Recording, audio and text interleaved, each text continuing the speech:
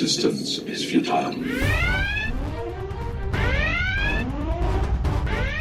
Boldly going where no show has gone before. This is The Week in Geek with David D. Squared and Brian Held. Heard live on News Talk 99.5 WRNO and the iHeartRadio app. Here are your hosts, Brian Held and D. Squared.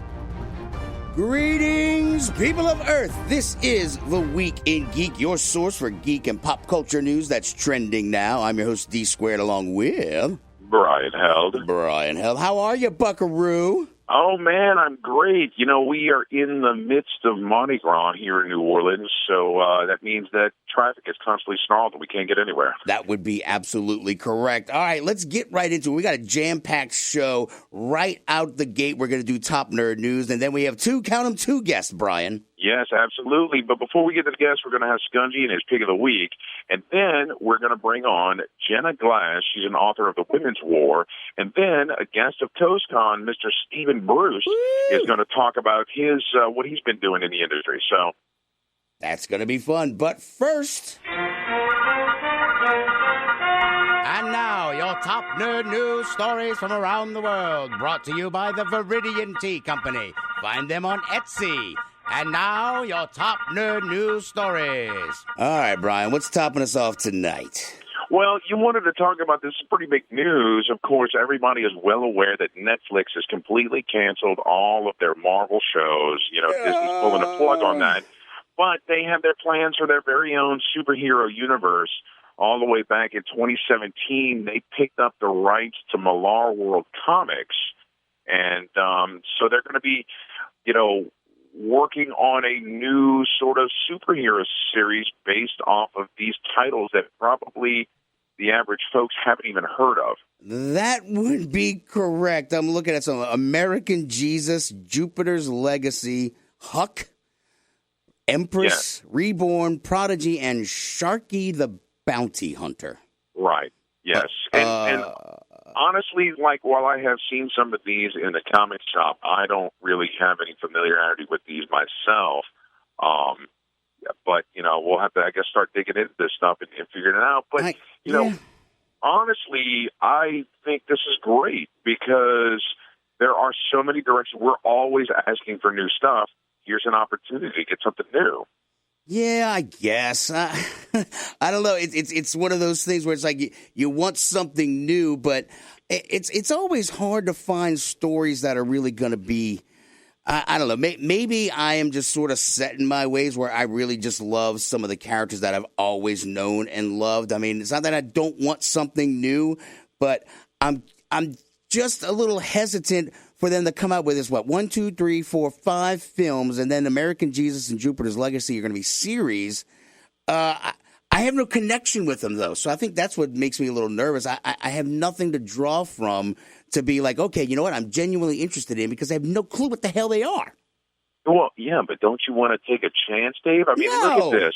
Look at this. The Umbrella Academy, which is, I guess, a relatively new property as far as the general populace is concerned, got a really good response on Netflix. They have an IMDb rating of 8.5, and they got 71% on Rotten Tomatoes.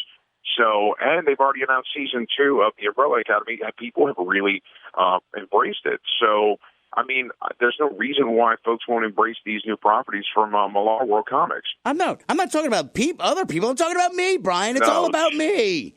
Like Deadly Class. I want to watch that too. That's the new sci-fi one. The Assassin Academy, whatever the hell that is called. It's called Deadly Class. Okay. So I don't know, man. I guess it's careful what you wish for. So I like that they're doing something new, though, that it's like, okay, you know what, Marvel, up yours. You know, we're going to do our own thing. But I don't know. I mean, Netflix's tone has always been serial killers. So are all these guys serial killer comic book guys? Netflix has really got serial killers now. So. And then Sharky the Bounty Hunter. Was that like Dog the Bounty Hunter, but like his kid? No? That'd be funny. That'd be funny. I don't know. All right, what's next, Brian? So, pretty big news for the DC entertainment universe. Will Smith has exited Suicide Squad sequel. No! Oh, okay. Yes. No, that's fine. Now, they're citing that it is a scheduling conflict and that both sides are still very amicable. There's no hard feelings or anything. But, yeah, if they're going to use Deadshot, they're going to have to recast it. So, Lord, you know what? Whatever. I mean, Will Smith, the movie was not very good, so you can't really blame him. I mean, unless he's going off to I don't know, do a sequel to Wild Wild West, then okay, fine. Go. I don't know. It's just Suicide Squad just stunk, and I don't know how they regain any sort of traction they had, because it was such not a very good movie. Yeah, well, I mean, they just need to figure out what they're doing with their stuff. Suicide Squad 2 is going to come out August 6th of 2021, so plenty of time on the clock to wait for that. I still want to see the Kurgan, Slade, who's he showed up at the end of Justice League. Was it Justice League or was it the second Batman versus Superman? Where Deathstroke, because Deathstroke shows up, and the crazy psycho Lex Luthor, Mr. Facebook himself. Yeah, so I don't know. I want to see that. So I'm fine with Will Smith going off. I mean, it wasn't. I'm not attached to any of those freaking characters. I mean, Harley Quinn, I like her, but I could do without her too. Yeah. All right, what's next? Pretty big news in the entertainment world. Rotten Tomatoes has revamped its audience score system in an effort to counter online trolls. In response to them listing Captain Marvel, before the movie is released, commentary feature that users can get in on has been filled with a lot of, as Rotten Tomatoes puts it, non-constructive commentary. So let me guess. Were they all white guys? Were they all upset because she wanted to have more people at her press events? Maybe, probably that is related to it. But regardless, this is affecting the entire platform, that they're not going to allow folks to comment on movies that are coming out until it's been released. No, that's I'm fine with that. I mean, honestly, it's. I've never been a big fan of movie critics anyway, but letting the plebes just kind of just put in their 2 cents, I think they're intentionally trying to torpedo Captain Marvel because their butt hurts. So you know what? Up theirs. I'm glad they're doing something about it, because I think this is going to be a pretty damn good movie. I don't know what I feel about Nick Fury. He's old and they got him trying to look young. I don't know. They need to recast Nick Fury at this point. Also, he's a Falcons fan, so up his. Oh, jeez. Yes. I mean, look, I'm excited to see it, and as far as the politics concerned, I could care less. No, I think most normal people feel that way. I think everybody who is normal and just kind of, doesn't get their feelings hurt understood where she was coming from. Right. I think everybody knew where she was coming from, but some people just key into this crap, don't read the whole story, and just like, she's a meanie. Right. Now, Dave, did you want to mention an old article you found about a ninja shortage in Japan? There is, and I'm moving to Japan. This will be David D. Squared DeCorbier's last show. I'm going to become a ninja. I'm moving to Iga, Japan. There you go. Oh, there you go. All right, guys. Well, stay tuned. When we get back, we're going to have our boy Skungy and his pick of the week.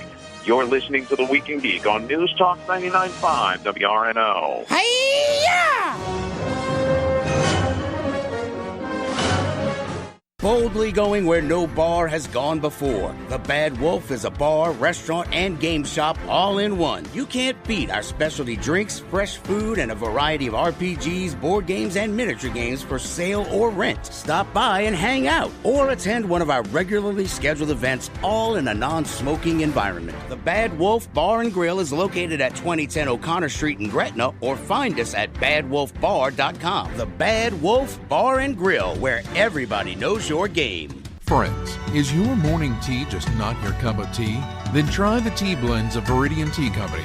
At Viridian Tea Company, they sell blends guaranteed to make you think outside the box. With such blends as Tea of the Necropolis, Quantum Mechanics, Spider Witch, and many more, your tea experience will be out of this world. Look for the blends at W&Q's Mid-City Bookshop, located at 631 North Carrollton, or on Etsy at Viridian Tea Company. Try Viridian Tea Company today. Your taste buds will thank you. Come out to the St. Tammany Collectors Con April 27th at the Clarion in Covington. Toys, comic books, artists, games, and more.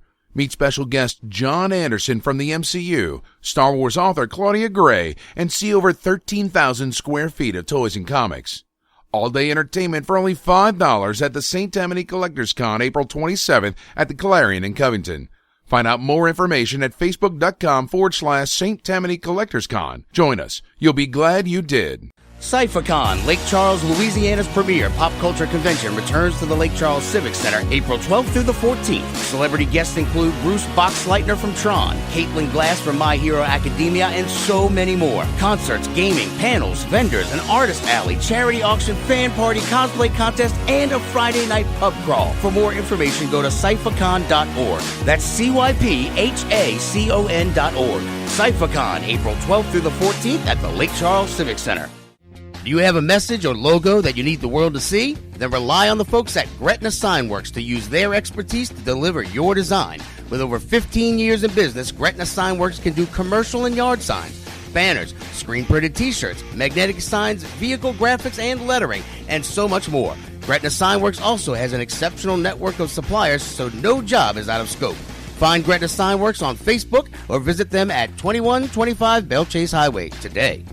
Pro Se Productions is a leading independent publisher on the cutting edge of new pulp and genre fiction today. At Pro Se Productions, you'll find fiction featuring fast-paced action and adventure, larger-than-life protagonists, over-the-top characters, and tight yet extravagant plots. Pro Se specializes in prose books, anthologies, audiobooks, and more. Go to prose-press.com to find our monthly release schedule and more info about our great titles. Pro Se Productions is your first-rate publisher of new pulp fiction today.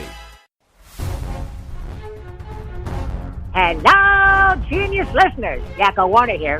And when we're in the water tower, the only show we listen to is The Week in Geek on WRNO Radio. Good night, everybody. Welcome back into The Week in Geek. I'm your co-host, Brian Held, and this is my favorite part of the show. I am not what you would call a handsome man. Skungy's Pick of the Week is brought to you by GameStop and ThinkGeek.com. Skungy's Pick of the Week. He might be an idiot savant. Woohoo! Skungy, what's shaking, Bacon? Not a whole lot, sir. And how are you? Mardi Gras is right around the corner. I know, man. It's crazy. There's tons of parades and stuff. It's right here, man. Anyway, what are we talking about today? What's the review? We're talking about Anthem. Okay. Now, Anthem is the new game from EA and BioWare. All right. BioWare, as we know, are the people who made Dragon Age and Mass Effect, Knights of the Old Republic. Right. All great games. All great games. In EA, I'm not even gonna. EA's had some controversy as of late, so some issues, maybe subscriptions, maybe. So, but this one is a collaboration of them. Now, EA actually owns BioWare, so that's what we get. This is the best way I can describe it is it's like Destiny. Okay. So it is a third-person multiplayer shooter where you're going to play in squads of 4 players when you're doing story missions, but they do have these free play stuff that I'll get to in a minute. You're playing these javelins, these Iron Man is the best way to describe it. You feel like you're Iron Man. It's got this really great combat, third-person shooter, okay, traversing through this map and going on different missions. So I think there was a whole lot of buzz around E3 about this, right? Oh, there was a huge buzz about it because it's a multiplayer game made by BioWare. Like I said, BioWare is one of the best companies that make games, period.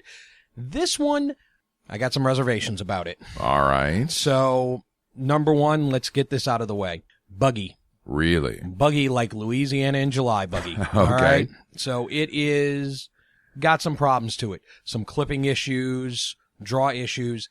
The hit detection in the game is god-awful. Like, you go to jump over an enemy doing something like a wave attack, you try to jump over it, and it still hits you when you're clearly away from it. So, wait, let's compare it real quick to that, what was the Assassin's Creed that was set in France? Oh, why? Once again, a 4-letter word in this show, man. Unity, it was garbage. It's not as bad as Unity, okay, all right? Dumpster Fire's not as bad as Unity. All right. So, this one, it's got some problems. Like I said, it's got some bugs. It's got some some issues that I've had where the game's drop, where you're playing through a mission and you'll disconnect from the server. And the bad part when you're doing that is that you have to go back to the beginning of the mission. Oh, that's terrible. So, yeah, you've had a lot of people who have, like, saved, hey, I'm playing a game for 30 minutes going through this, and all of a sudden I've lost everything. I got to go back and do it. And if you're in multiplayer matches, you can't even jump back into your multiplayer match with your friends because it automatically fills up that spot. Oh, wow. So you'll have to, you're out of luck on that one. Now, that being said, the combat is really, really good. I really like this combat because you have the best way to describe it, like I said, is Iron Man, these Iron Man suits where you get to free fly around the map.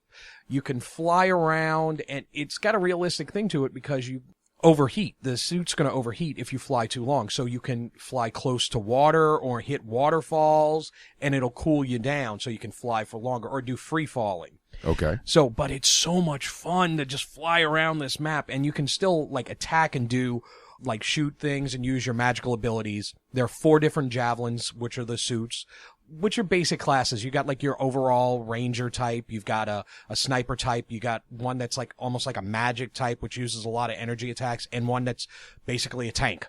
Big one with a shield. So you're not stuck. Like with Destiny, you pick a character, and that's it for that one. No, you can every mission change. Once you unlock them, you have to get a certain level. You unlock them and you can play as them. The flying thing makes me think of if you remember that game Tribes. Yes. Way back in the day, even though it wasn't complete flying, it was, but you could launch off of hills and stuff. That was super cool. Yeah, this one you can do anywhere you are. You literally jump, you fly, you're gone. Okay. The story's kind of shoehorned in. It doesn't. There's a lot of background lore for it. You can find a lot of stuff a lot of books and tapes and tell you about the background. And they've done that in every BioWare game. Like with Mass Effect, I dove into every little bit of lore with that one. I couldn't help it. This one, it's nice, but it's a little convoluted. So before we go much further, because I'm trying to get a picture of this, you mentioned it's like Destiny. Destiny's an MMO, but it sounded like you said there was some single player action here. So, I mean, is it kind of a story, or is it the MMO aspect where you have to grind and raid and all that? You're going to have grind. You're going to grind in it, but it still has a story. You're going to go through these story missions and do these little missions for the different factions. Okay. Like you would with any MMO. Who are you going to, the freelancers or the sentinels? So like World of Warcraft. Kind of like that. You can play it single player. You can play through the story mode single player, but they tell you, like, when you go to launch a mission, and if you put it to a private session, they're like, this game is meant to be played publicly with people. Are you sure you want to do a private session in one player?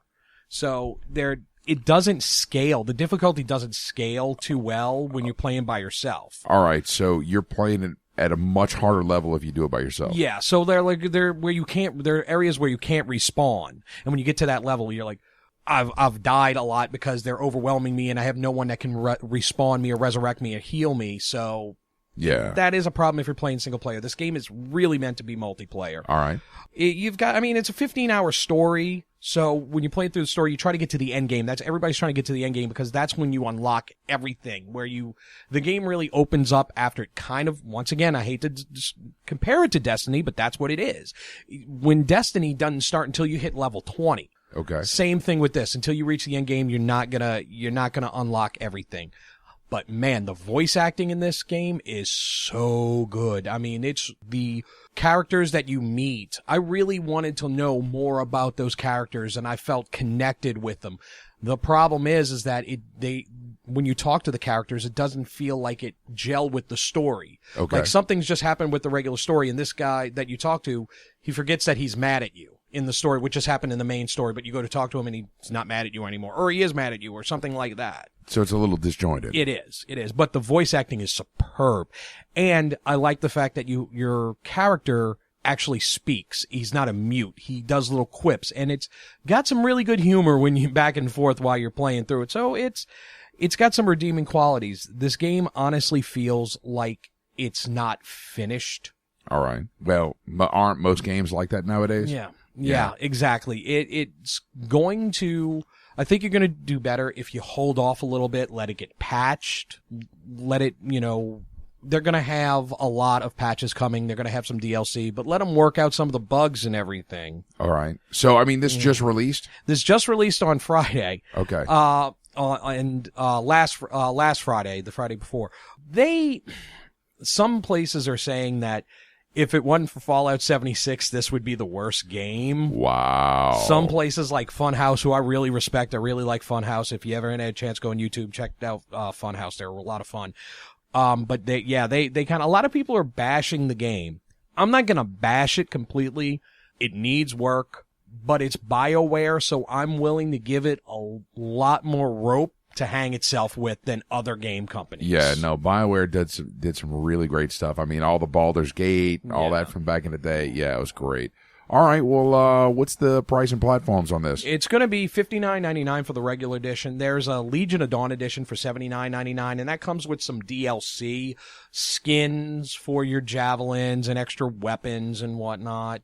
It's coming out on it's out on the PS4, the Xbox One, and the dirty PC. Uh-huh. All right, cool. So a wait and see. It is definitely, I'm going to say, wait and see, let it get patched and whatnot. You don't have to rush out to get it. I think it's going to be a much, much better experience after they put a little bit more patchwork onto it. Fair enough. All right, well, Skungy, in the spirit of Mardi Gras and all its revelry, I'm not going to fire you this week. Fantastic. I'll wind up probably firing myself out on the streets for Mardi Gras, so. Probably so. All right. Thanks, Skungy.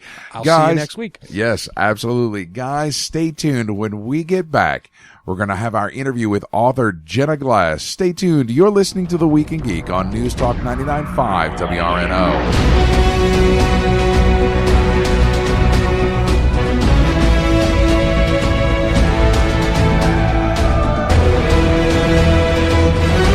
Boldly going where no bar has gone before. The Bad Wolf is a bar, restaurant, and game shop all in one. You can't beat our specialty drinks, fresh food, and a variety of RPGs, board games, and miniature games for sale or rent. Stop by and hang out, or attend one of our regularly scheduled events, all in a non-smoking environment. The Bad Wolf Bar and Grill is located at 2010 O'Connor Street in Gretna, or find us at badwolfbar.com. The Bad Wolf Bar and Grill, where everybody knows your game.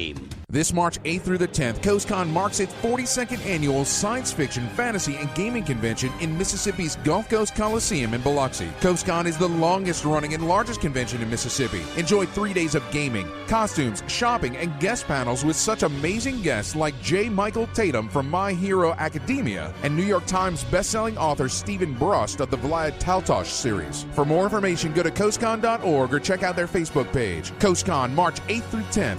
Don't miss it. Friends, is your morning tea just not your cup of tea? Then try the tea blends of Viridian Tea Company. At Viridian Tea Company, they sell blends guaranteed to make you think outside the box. With such blends as Tea of the Necropolis, Quantum Mechanics, Spider Witch, and many more, your tea experience will be out of this world. Look for the blends at Tubby & Coo's Mid-City Bookshop, located at 631 North Carrollton, or on Etsy at Viridian Tea Company. Try Viridian Tea Company today. Your taste buds will thank you. ProSe Productions is a leading independent publisher on the cutting edge of new pulp and genre fiction today. At ProSe Productions, you'll find fiction featuring fast-paced action and adventure, larger-than-life protagonists, over-the-top characters, and tight yet extravagant plots. ProSe specializes in prose books, anthologies, audiobooks, and more. Go to prose-press.com to find our monthly release schedule and more info about our great titles. ProSe Productions is your first-rate publisher of new pulp fiction today. Welcome back to The Week in Geek. Don't forget, you can listen to previous episodes on the iHeartRadio app at The Week in Geek Radio Show. Here are your hosts, D Squared and Brian Held. Welcome back. This is The Week in Geek, your source for geek and pop culture news that's trending now. I'm your host, D Squared, along with Brian Held. Brian, we have a very special guest on the line. Absolutely. Joining us today, we have author Jenna Glass. How are you? I'm doing good. Oh, that's fantastic. So, before the interview, we were kind of talking a little bit, and you said that this is your very first interview as Jenna Glass. Tell us about that transition. Well, I have written I think it's 21. I'm losing count at this point. Books under the name Jenna Black. So I'm very used to answering to the name Jenna Black and talking about that world. And it's been quite a few years since I put out my first book. I think that was 2006. And this is like starting over in some ways, trying to reorient myself and think of myself as Jenna Glass. No, that's fair. That's fair. Now, we got an advance reader copy of your latest book as Jenna Glass from Del Rey, and it's called The Women's War. It's going to be out March 5th. And this is your first foray into epic fantasy, right? It is my first published foray into epic fantasy. All right. Long ago, I think it was right after college, I made an attempt to write an epic fantasy, but I wasn't ready for it yet, and it was not it wasn't an unsuccessful attempt, but it was not something that I could ever get published. All right, that's fair. And so I went to other directions for quite a long time, and then finally have returned to my first love. Those are the things that end up in like your biography later, where it's just like who got a hold of my manuscript from college? Curse you! Oh my goodness! Right. Well, let's set the stage for our listening audience. The Women's War. Tell me what this is. What this is in 2016, something rather alarming and disturbing happened, and I felt like somebody was elected president who was going to make life difficult for women, and it made me start really thinking about feminism in ways that I hadn't before. And I'd long had this idea in the back of my mind of a story of a world where women could actually have control of their reproduction. They could decide whether to have children or not without any outside intervention, not needing birth control pills or anything like that.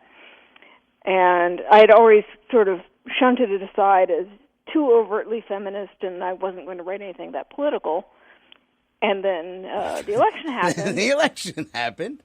Yeah, and I said, maybe I'll try to develop this after all as a way to sort of vent some of my dismay at the results. And I started working on this world, and I fell in love with writing all over again as I started working on this and sort of taking some of the restraints off.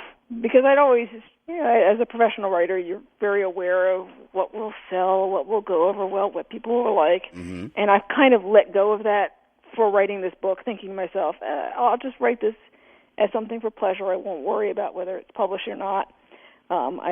I will be as feminist as I want to be and not worry that somebody might get offended by the feminism. Is it safe to say this is more like it started off as a passion project and then just blossomed?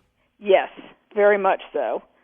And it showed me a lot about where I had been at that point in my writing career. Like I was really quite burned out. Right. And was it had become something of a grind, and I hadn't even noticed that it had until I started working on this, and I was so enthusiastic about it and so in love with it and so excited about it. Right. Oh, yeah, this is how I used to feel when I first started writing. Nice. So. Now, you bring up a very good point.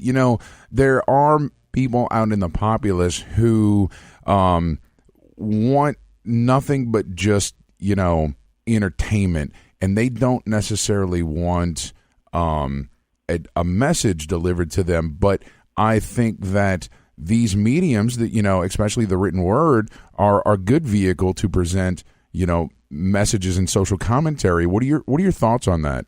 I certainly understand, somebody who doesn't want to combine the world of social commentary with fiction. However, I think just about anything you read, you might not always notice the social commentary that's in it, but we all, a piece of our worldview makes it into all of our books. And, I know a lot of writers who say, look, I know there are some people who are offended by my views, but you can't read my books and not have some idea that these are my views, even if I'm not specifically writing about it. Right. So we're all shaped by our upbringing and our view of the world and all of that, and it's going to come out in our books. Yeah. This time I just didn't try to rein it in at all. Okay, that's fair. Now, one of the things that I find intriguing about, say, the fantasy genre is that, we're rehashing a lot of stuff over and over and over again, and it would seem to me difficult to breathe some fresh life in that.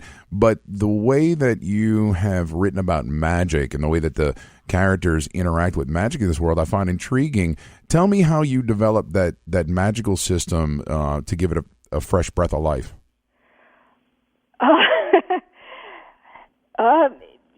In some ways, that was almost magical in itself. It started with me trying, I have read a lot of epic fantasy in my life, although I had been on a long hiatus of not having read it. So I went into this somewhat fresh because I didn't have too many worlds, currently in my head.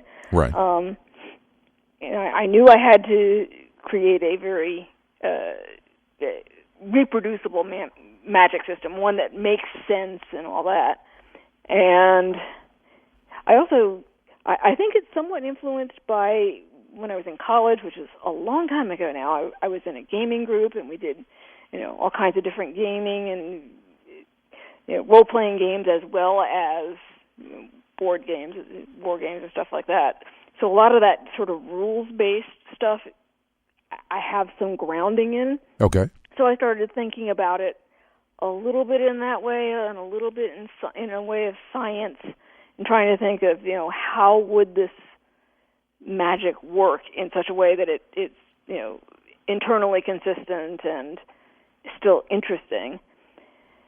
And the other thing is, my side hobby is doing art of various abstract kinds, including working with these things called alcohol inks, which are a wild ink that you drop on a page, a certain kind of paper, and they interact with each other and make these beautiful patterns and colors and almost look like marble.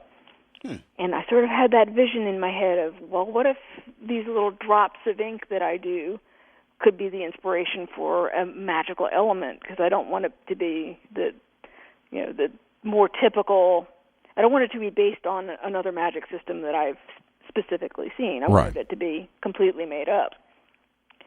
And so that's kind of where it came from. It was, it didn't all come to me at once, but little dribs and drabs, and it went from there. All right. It's better than just the random ooga booga, and then suddenly stuff happens. Right. I cast magic missile. And you're using magic to read my mind now, because you gave me the perfect segue. I love when authors do extra things to help make the book more real and tie things in. And you mentioned your alcohol ink work, and you make pendants that you sell alongside the books, right?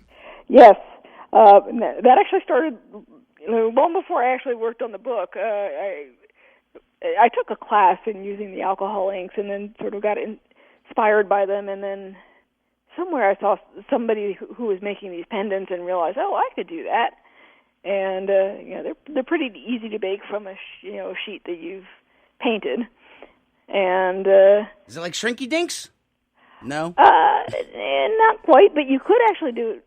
I think you could actually do it on Shrinky Dinks. I think alcohol ink is one of the things that would actually work on that, because the alcohol ink, you work on non-porous surfaces. Oh, cool. So the paper that you use is actually plastic. Nice. So yeah. Cool. Sorry. So, Squirrel. No. I'm riddled with ADD. So, one of the things that I came across while I was researching, i.e. stalking you, was that you had been rejected like 17 times before you got your first book published. Yeah. And we have, aspiring writers who listen to us. What would be your one bit of advice for them handling rejection?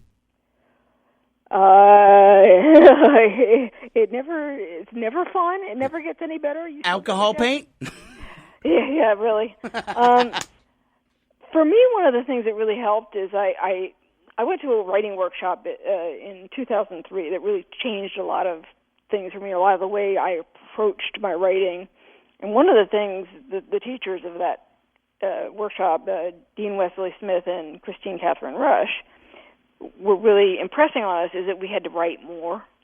Because a lot of us were thinking of ourselves as professional writers, but still were having to have day jobs and stuff and thinking, we don't have enough time to produce as much. And they kind of proved to us in a sneaky way through this workshop that if you wanted to write badly enough, you had time, even if you had a full-time day job. Nice. And so in that workshop, I started writing more. So instead of writing a book every couple of years, and then, at that time, it was you had to submit through mail, and it was really, really slow, and you're only supposed to submit to one publisher at a time. So every time a submission went out, it was this huge deal, and you had to wait for so long. That's like and torture. So I started writing more, so I had more books to submit, and every submission was just one of several. It wasn't, I wasn't putting all my eggs in that one basket every time. Right. And so for me, that did make it easier. Now, I did, my first published novel was novel number 18, so it was quite a struggle and a slog, and it wasn't fun. But it became easier when it was not all or nothing with each book. No, that's fair. That's fair. Yeah. All right. Well, Ms. Glass, we are getting close to a commercial break. Your book, The Women's War, out on newsstands March 5th, and, of course, online, all those good places. Would you tell our listeners where they can go to find out more about you and follow up on the different projects you're working on? Oh, sure. Well, I do have a website, www.jennaglass.com. I am also on Instagram, especially if you like seeing artwork. I have post a lot of artwork there. That's still under my old name, which is Jenna Black Books. And I'm on Twitter as Jenna Black, and on Facebook as Jenna Black Books. So look for me on any of those places, and there are links on my website to all of my social media. Fantastic. Well, thank you so much for taking the time with us tonight, Ms. Glass.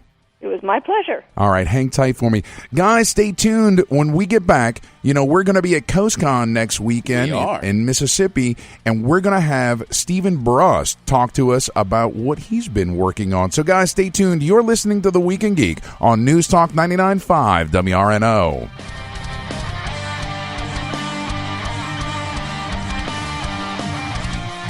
Come out to the St. Tammany Collectors Con April 27th at the Clarion in Covington. Toys, comic books, artists, games, and more. Meet special guest John Anderson from the MCU, Star Wars author Claudia Gray, and see over 13,000 square feet of toys and comics.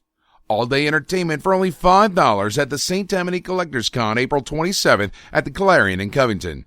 Find out more information at facebook.com/St. Tammany Collectors Con. Join us. You'll be glad you did. Friends, is your morning tea just not your cup of tea? Then try the tea blends of Viridian Tea Company. At Viridian Tea Company, they sell blends guaranteed to make you think outside the box. With such blends as Tea of the Necropolis, Quantum Mechanics, Spider Witch, and many more, your tea experience will be out of this world. Look for the blends at Tubby & Coo's Mid-City Bookshop, located at 631 North Carrollton, or on Etsy at Viridian Tea Company. Try Viridian Tea Company today. Your taste buds will thank you. CypherCon, Lake Charles, Louisiana's premier pop culture convention, returns to the Lake Charles Civic Center April 12th through the 14th. Celebrity guests include Bruce Boxleitner from Tron, Caitlin Glass from My Hero Academia, and so many more. Concerts, gaming, panels, vendors, an artist alley, charity auction, fan party, cosplay contest, and a Friday night pub crawl. For more information, go to cyphercon.org. That's CYPHACON.org. CypherCon, April 12th through the 14th at the Lake Charles Civic Center. This March 8th through the 10th, Coastcon marks its 42nd annual science fiction, fantasy, and gaming convention in Mississippi's Gulf Coast Coliseum in Biloxi. Coastcon is the longest running and largest convention in Mississippi. Enjoy 3 days of gaming, costumes, shopping, and guest panels with such amazing guests like J. Michael Tatum from My Hero Academia and New York Times bestselling author Steven Brust of the Vlad Taltos series. For more information, go to coastcon.org or check out their Facebook page. Coastcon, March 8th through 10th. Don't miss it. My name is Optimus Prime, and you are listening to The Week in Geek. Autobots, transform and roll out. Welcome back into The Week in Geek, your source for geek and pop culture news that's trending now. I'm your host, D Squared, along with Brian Held. Brian Held. We have a very special guest on the line. We absolutely do. So next weekend, we're going to be at Coastcon, March 8th through the 10th at the Mississippi Gulf Coast Coliseum, and one of the very special guests there who joins us tonight is Okay, Mr. I'm getting dead air here. Did I just lose you? No, we got you. We got you. Okay. Yeah. Okay. Cool. Oh, that was a pause. One of those pauses so you can splice in later, and I screwed it up. No, we're totally good. I like this already. This is much better. Look, this is live radio. This is how we roll. So Steven Brust is with us, who's going to be at Coastcon. What's the dates again, Brian? March 8th through the 10th. That's next weekend. There we go. And we're going to be having a party, Steven, on Saturday. So yes, you got to come out. You got to come out. You're going to come hang with us. Yeah. Yeah, they graced us with being the fan guests of honor, so we felt only right that we should throw a party for that. Exactly. You have to give back to the people. I think that's a splendid idea. Very public-spirited. I was going to do the same at some point Friday or Saturday and throw my place open. I'm not sure how that works there. All right, well, just come up to our party. It's going to be Saturday night at Coastcon up in the front lobby area. There's some conference room space, and that's where we're going to be thrown down. And we'll have a co-party. Yeah, exactly. You just join ours. All right. Meet our celebrity guest, Steven Brust, yes, author of the Vlad Taltos series. There you go. So let's jump right into that, Mr. Bruce. Look, I love this series. I'm trying not to fanboy out because I'm supposed to be a friggin' professional here, but I've read them all. No, please, fanboy. Okay, all right. Well, cool. Look, I love what you've done with Taltos, just the way he's grown as a character, and then just the way you've taken this world where you've got the Easterners, which are technically humans, but you've got the elves, which are technically humans, but you've got this great blend of like science fiction and like high fantasy along with magic. And just where did you get the inspiration to really start this amazing series that's gone on for God knows how many years, since what, 83? Oh, I can answer that. Yeah, all right. Let me think. How long? Well, I wrote the first one in 1980. Okay.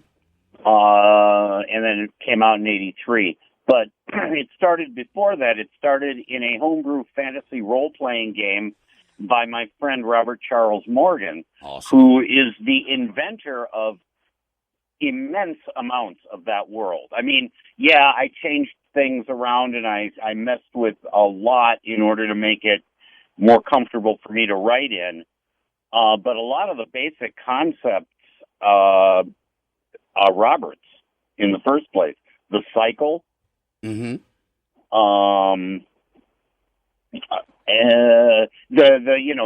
Having different kinds of magic. Again, I tweaked them and changed them and stuff, but the fundamentals there, that sort of thing. So I put in the science fiction background of it so it would make more sense to a materialist like myself. Well, so that's where it came from. In the game, though, I mean, did they have? Is that kind of where like the splicing of animals into the humans or the elves or however? I don't remember whether that was something I added or something Robert had from the beginning. Might well have been there from the beginning. It's a long time ago, and I'm old. Well, what's so funny, though, is just that because there's so many of these houses. I mean, you've written 15, 19 are planned, and it's just, when you first started this, was that really your first plan to be like, you know what, I'm going to write every damn book about every damn house, I'm going to knock this baby out? Or was it like, hey, these are really fun, or these are really selling like hotcakes, I'm going to keep giving the people what they want? Okay. It's a bit of a story. I like stories. This is talk radio. Let's talk. Okay. First one I wrote purely as a standalone, and it never crossed my mind there would be any more. Okay. I had this story I wanted to tell. I wanted to leave it open-ended, put in a lot of, hints about the future and the past, because I always love those in books.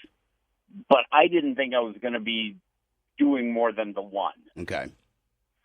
Then I wrote for my second novel a book called Terrain in Hell, which was really a struggle. It was really ambitious for where I was in my craft at the time.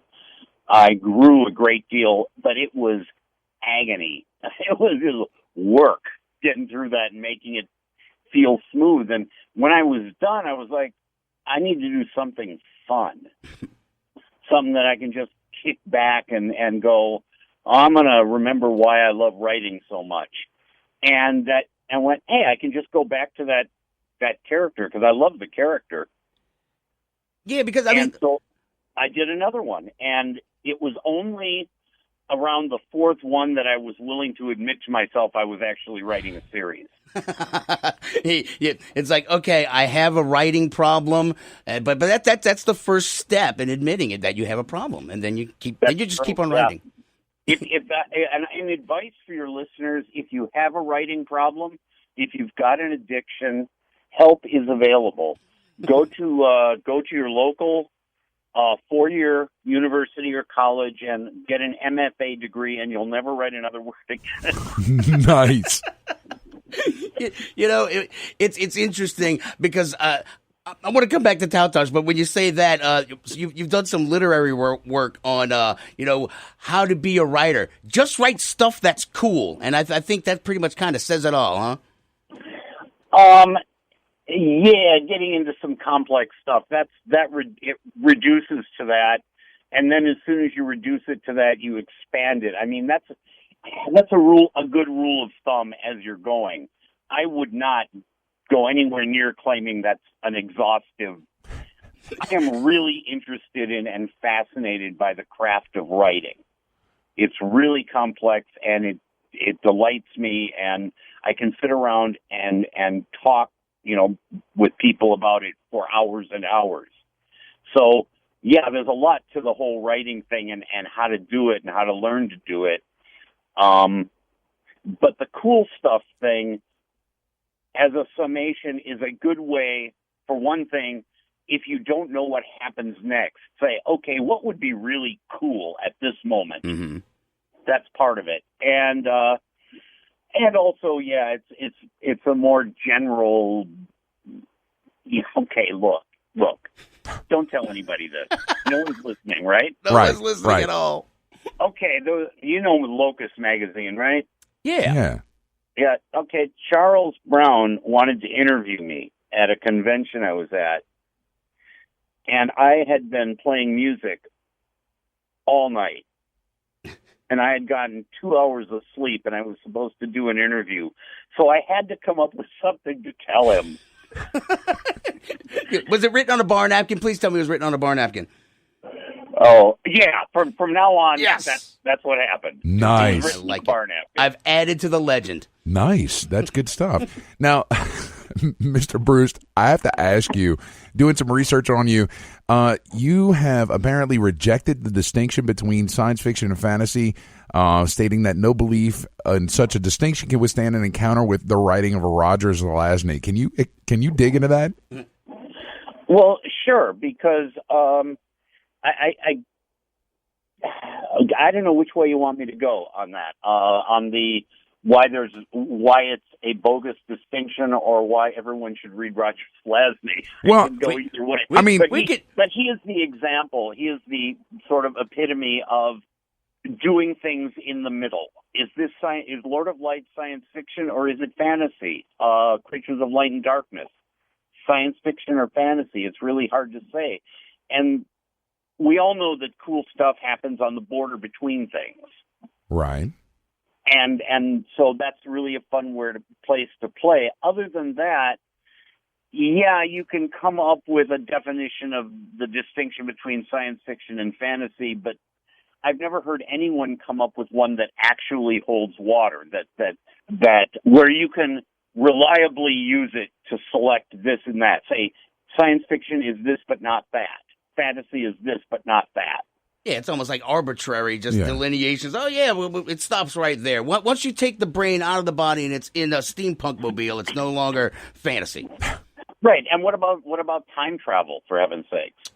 You could do magic and sci-fi. You could do, but that's both. it's the realm of science fiction, but seriously. Fair enough. So, Mr. Brust, all right, let's go back to Taltos because I just love these damn books.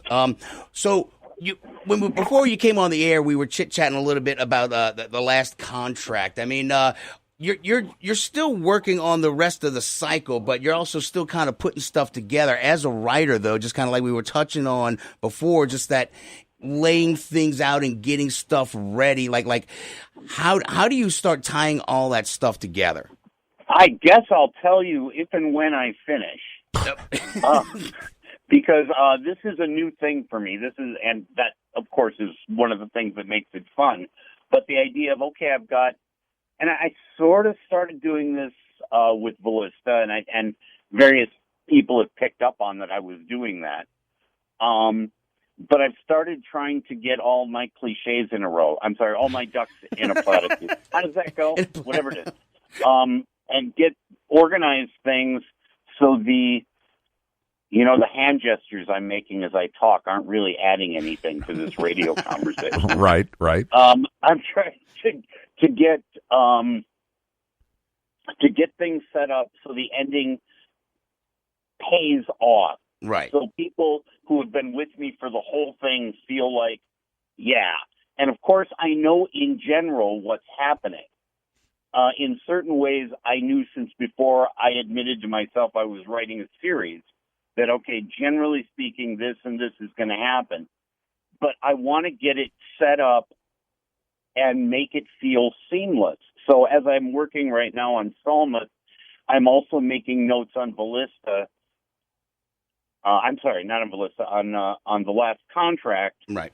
Saying, I've got that going. And then I look at what and I'll put some things into the last contract and go back and say, I can see that in Salma. And that way, it's sort of two things. One, by working that way, I have a better chance of it coming together and being a really satisfying piece.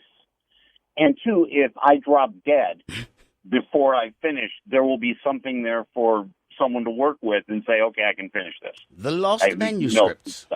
Well, look, George R.R. Martin is setting a very high bar for delaying the inevitable writing of stories. So you've got time. We're not rushing you or anything. Trust me. You're okay. Yeah, I don't think George smokes as much as I do. Nice. All right, one last question. Are you Vlad?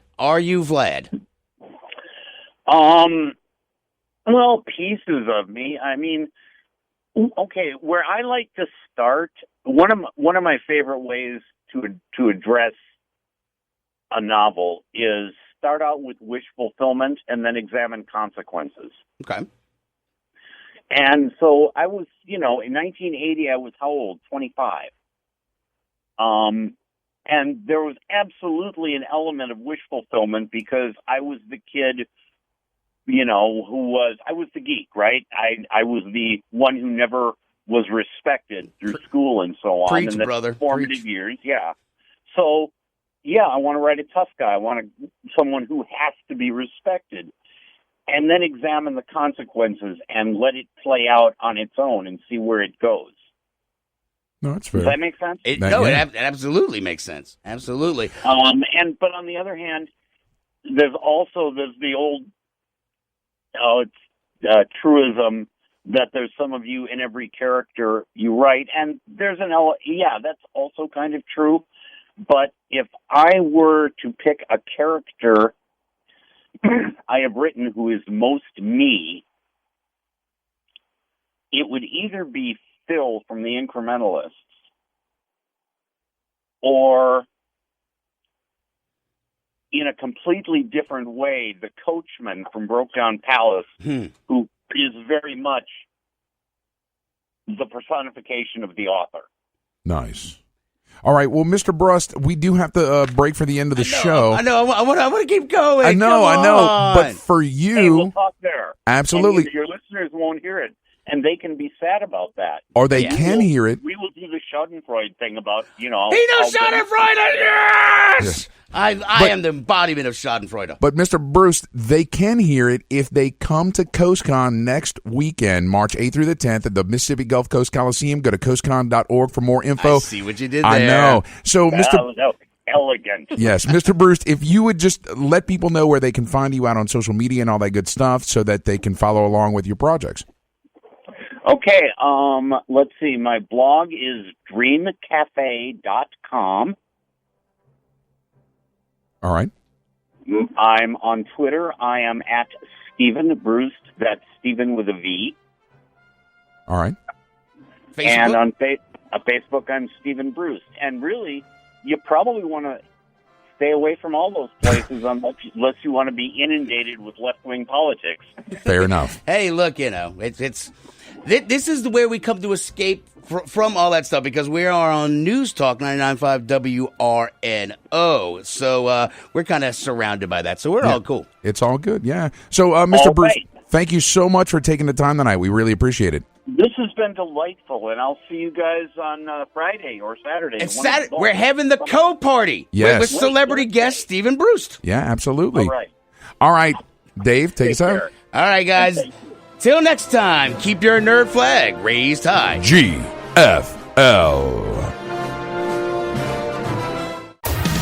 Walton and Johnson, making mornings great on News Talk 99.5 WRNO FM, New Orleans. An iHeart radio station.